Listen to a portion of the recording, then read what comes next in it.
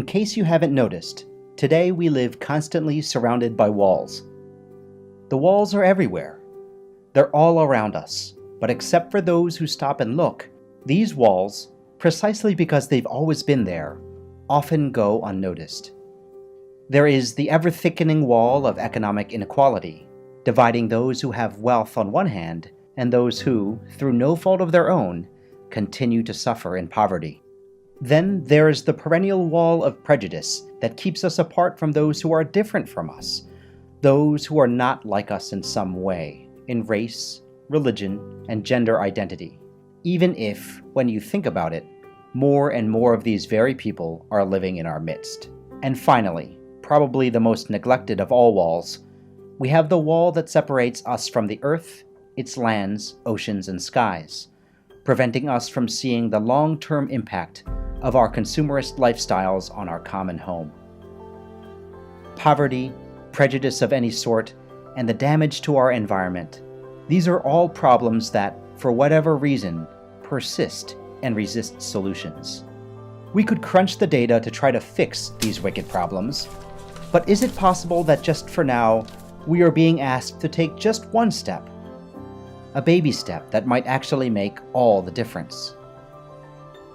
Researchers have found that as we see the number of people suffering increase, our empathy, our willingness to get involved and to help, tends to decrease. This phenomenon is called psychic numbing. Perhaps the first step before anything else is empathy. There is a beautiful greeting common in the Zulu tribe in Africa. The greeting is Sawubona, and it means I see you. When you say Sawubona to someone, you are relaying some very important messages in that one word. You are telling the person, I see you.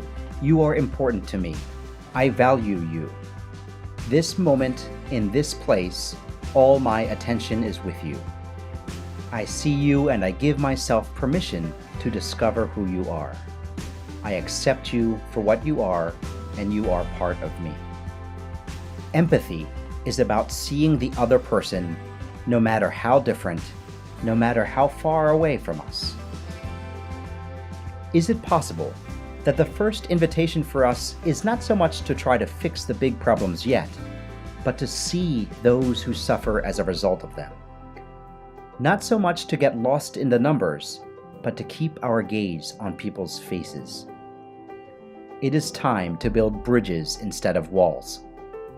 In dealing with the divisions of our time, perhaps asking these 3 questions might help. First, who are the persons involved? Second, how are they affected by what we do? And the third and last question, what does it take to bridge the gap between us and them? How can we build a bridge of empathy to those who are different from us in terms of social class, race, religion, and gender? How can we teach ourselves to become good neighbors to the poor and to the strangers among us? How can we empathize with nature itself and learn to become more caring and responsible stewards? And there's more.